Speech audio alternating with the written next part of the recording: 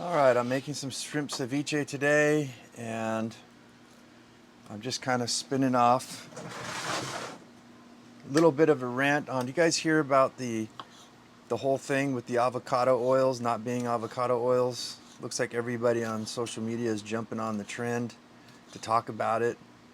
I mean, it is pretty much, it's not even a surprise to me, but it's just a reminder for me every day of why I do what I do.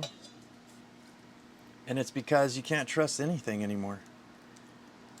I don't think it ever was that you can trust things. I mean, I don't know if anybody's my age, but I don't know if you remember in the 90s, I think it was, they were literally debating whether they had to put on the label that it was cloned sheep meat, right? They're cloning the sheep. I still don't even know what that means. Like, they were just literally cloning, like, in a petri dish? Like, exactly what were they doing? Nowadays, we got meat that's being manufactured in petri dishes, and it's just I don't know. It's frustrating, and that's why I choose to be an unconventionalist, because it takes unconventional measures to figure out what we're going to do and how we're going to proceed in this life. We're being lied to about our food and everything. I mean, it really hits in because last night I actually I pay a lot of money for a holistic dentist, and I'm not going to mention their names, but they gave me a product. I wear this Invisalign to keep my teeth nice and straight.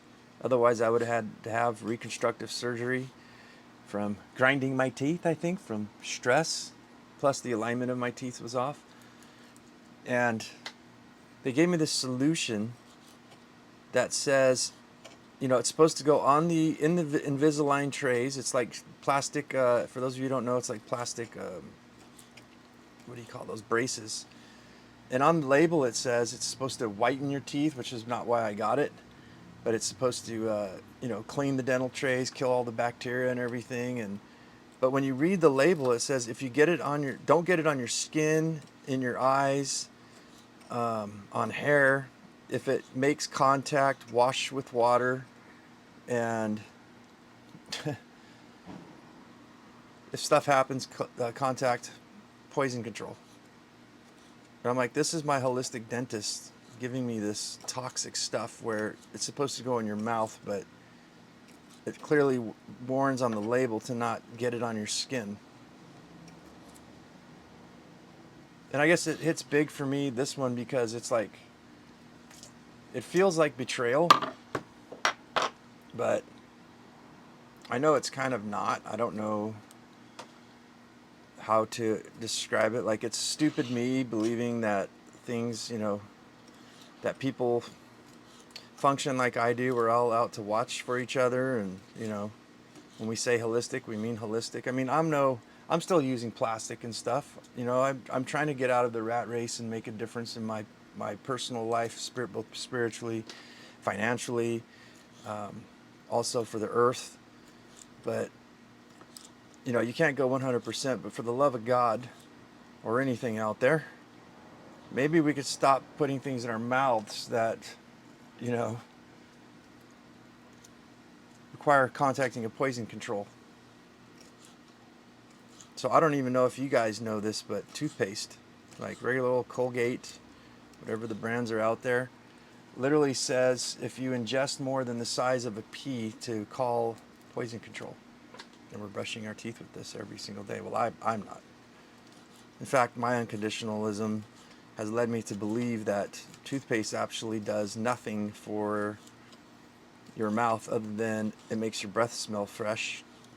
I actually think some of the abrasives on it will probably actually cause damage to your teeth. But I traced it down using AI, and I don't know how you guys feel about the AI information, but it literally said it was invented, I think, in the 1800s for women so that they didn't have bad breath, which makes total sense.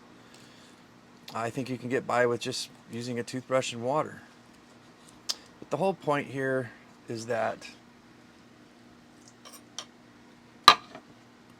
everything's just nuts. I don't know.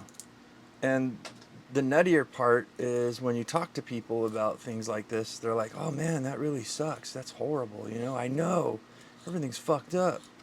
And they go right back to using the toothpaste and drinking the Kool-Aid.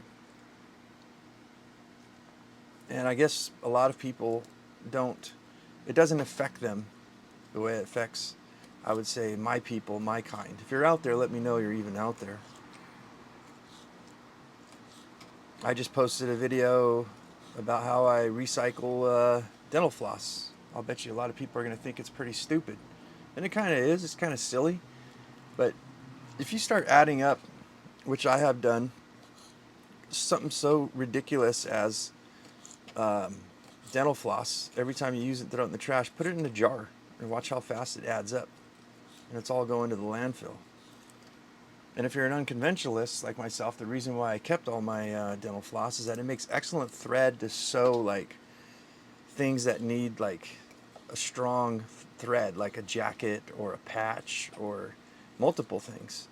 So of course I use it, I rinse it off in hot water, and then I place it in vinegar and water to kill all the bacterias.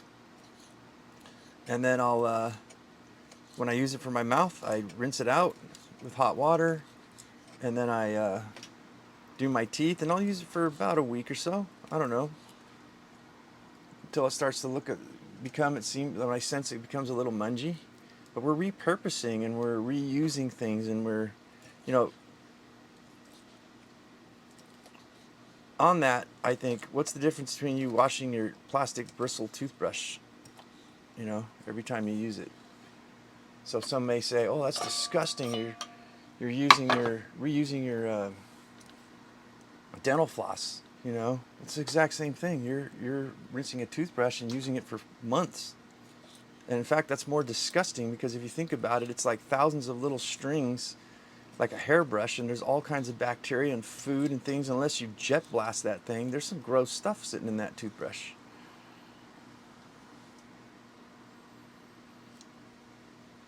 I've also come across a lot of people on the internet who are bitching and complaining, and they have every right to, and I'm not putting them down, but they feel displaced, they feel misunderstood, they speak about all the problems in the world, and yet when you come up with some solutions like reusing your dental floss, you know, it's not a huge one, but it contributes.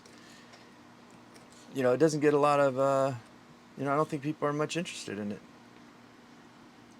And you start adding all these things up, like a quarter in a bucket. You know, I reuse, oh, let me see here, all my bacon grease and beef fat. I make candles from the dirty fat that's on my stove. I heat it, filter it out, and I bought some wicks, and then you just, you know, I got about a whole gallon of bacon grease and just grease in general.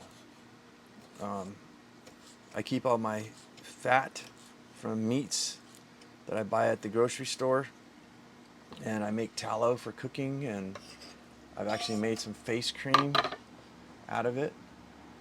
So we're getting multiple uses, and I think we're heading towards we could be. I mean, it appears right now. I'm in Southern California right now. This is August 2026, and I just saw the worst was in San Diego. Diesel was like $8 a gallon. Like, the system's ready to crack. I'm actually a roofing contractor too. The price of materials have gone up, and it's gone up so bad that nobody's really getting anything done right now. It's like ridiculous. Like, to put it this way, a roll of tar paper used to go for like $60. It's going for $105 as of yesterday. That's a pretty big hike. So all these little things that I do, I think add up to not just saving the planet, but saving money, saving your sanity, getting rid of anxiety when you know that you have the skills to save money and do things, and eat. When you eat healthy, you know, and then you look at the world like, oh God, there's an Ebola or E. coli breakout and such a food, and if you're preserving and doing your own thing, it's like, well, that sucks for those people, but it doesn't suck for me, you know. So it's kind of cool I don't know, it's a cool life. The more and more I experience this sort of thing, just the non-participation, the better I feel. The more sorry I feel for all these people I see on the internet that are pointing out all the stuff that's gone to shit. And I don't know if that they're doing this for attention, because it does get attention. If you start shooting solutions off like I do, living like this, like Mark Twain says, nothing so irritating is a good example. You know, I think everybody likes to hold hands and go to the gas station and gas ourselves up on how everything's fucked and we can't do anything about anything, you know. But worst fear is that these people don't know that there's alternatives.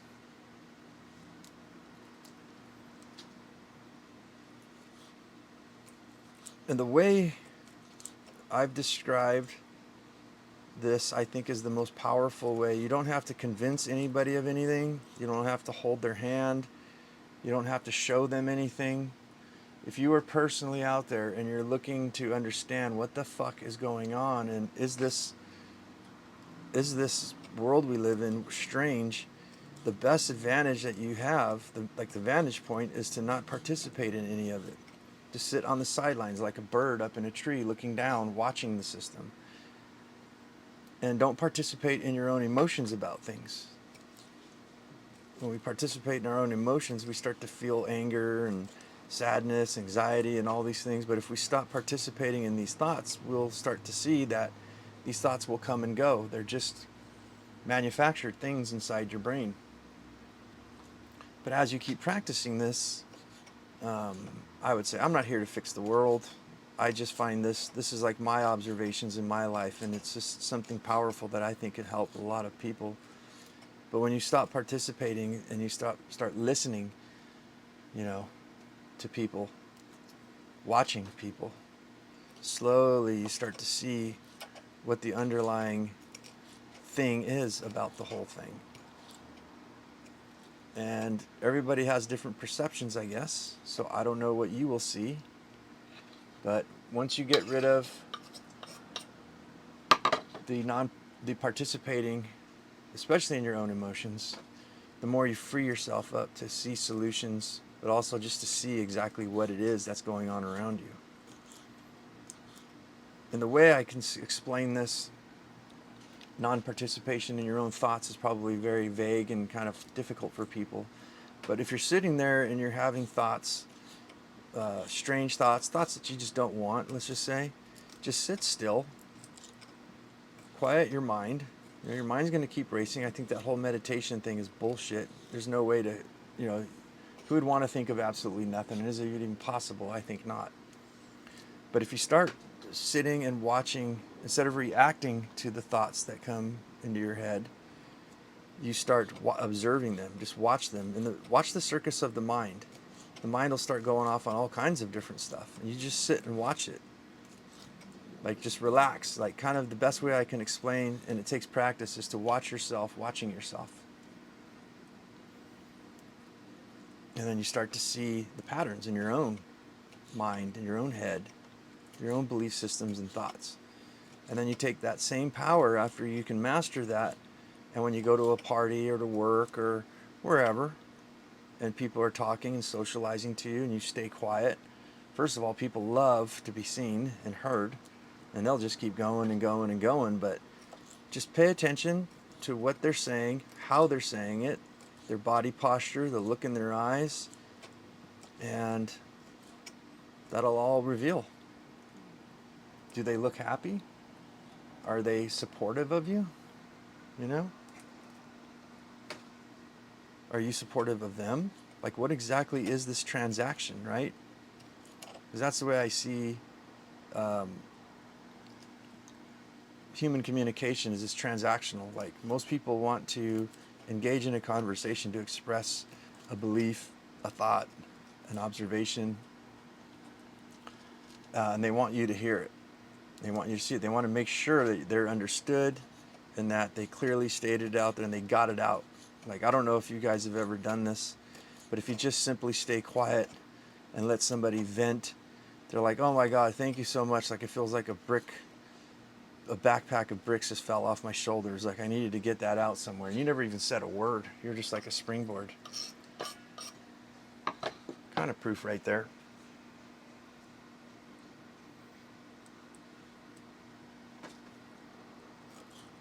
So I think we're, as a species, what I've noticed is we're completely lost. I guess some people say we think we're so smart. A dog knows what to eat better than we do, and we consider a dog a dumb animal. We have to go check the internet and look at notes and consult Google or AI or whatever to figure out if there's something we can eat. We've lost intuition. I think what I've coined it as for myself is I call it smartdom. Instead of stardom, being a movie star, you know, you've hit the high of your peak of your career, of your achievements, and you're now, you know, you've hit stardom. I call it stardom. We are so smart. Well, I call it smartdom. We're so smart that we're actually dumb. We've received so much information. We've consumed so much and know so much about all kinds of different things. But interesting how people don't know a lot of the solutions, but they know how bad everything is. But we reached so much saturation of information that we've become dumb. I know that's probably hard. I'm not calling anybody dumb. I call myself that because that's what I notice is like I consumed a lot of information but put hardly any of it into practice back in the day. Still, to this time too, I still find myself, you know, there's certain things that interest me, but I have to ask myself, like, you know, can I trust my dentist? Can I trust my doctor? You know, can I trust the food that I'm eating? Obviously, I think we all know the answer to that question. All right, I'm gonna go rinse these tools off. I'm making ceviche, by the way. So I guess in conclusion, I don't know why I'm here and what I'm doing. I think it's all, you know, I don't think my kind really has a place anywhere in this whole system. I try to express myself on this channel with little hopes that it'll actually get anywhere.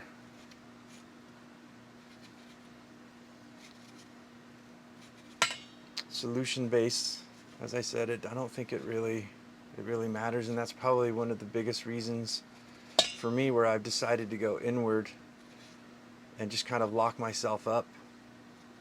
And not really lock myself up, but reserve myself would be the better analogy, I would say.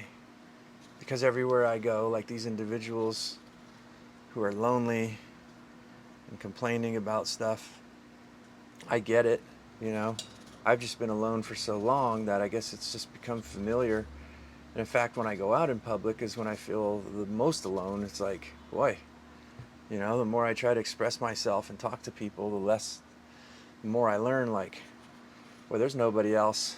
There's nobody that really gets it. Maybe we all feel that way, I don't know. But in whatever case that you're in, I think it is wise to self-reflect, to go inwards, you know. I think the world is evolving into something completely different from being human. And it's kind of like, if you think about the Industrial Revolution, you know, we used to have people that actually did physical work. And then the machines came along, and the machines started to take over the physical, let's say, right? You know, the physical motion of hand digging a field, right? And then a tractor came along. And then as time progresses to where we have now, you know, let me rewind actually a little bit, is like our hands got our physical bodies started to get replaced by machines. The machine can grind stuff. First we did hand grinders and things like that. Then we had power equipment that just did it itself. You could feed it in. Now we got robots that feed products in. It kind of took over your body. And now we have AI and social media that's taking over your mind. So now it's almost a complete transformation, a takeover of the entire human form is the way I see it. And I predict that we're going to have, kind of like that movie Ready Player One, I predict that we're going to have a time where people actually live in alternate states. You know, think about it. If someone could put these VR glasses in a bodysuit on you that gives you the sensations and the experience that you want. You know, like, you know, most guys, I like to do 2 chicks at one time. You know. And it's the closest thing you'll get, or they can get it to where it feels just like that. Of course people are going to want to live in that world and not in this one. I think for the better is we'd probably go outside and there'd be nobody outside. They'd all be in their VR machines doing 2 chicks, you know. And I'm like, cool, frees up the ocean for me and the parks and the mountains. Maybe there wouldn't be so much pollution everywhere. You know, look on the bright side. So yeah, I think it could be. Damn it, I keep dropping seeds in my ceviche. We cannot have seeds. They are bitter. You look on the bright side of stuff. There's always that. Yeah, but as far as what I'm doing about everything, I just really find that it's difficult to do everything. Like to cook all your own meals and everything. To go and grow all your own food. That's why I have designed the biodegradable container gardening system that I have, is because I'm able to manage so much. I just haven't had a place to actually put it yet. I haven't had the time. But this whole channel, again, probably going nowhere. It's just basically me sharing my tactics, if anybody's interested out there, on what we can actually do to survive all this. Because it's getting pretty fucking weird out there, and it's getting pretty untrustworthy. You know? Can't even trust the dentist. So if you guys are interested in something like this, yeah, that's like pretty much my whole goal, is to get out of the rat race, eat good food, grow my own food in harmony with nature.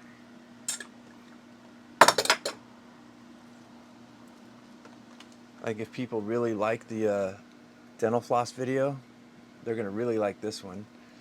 Repurpose your lemons.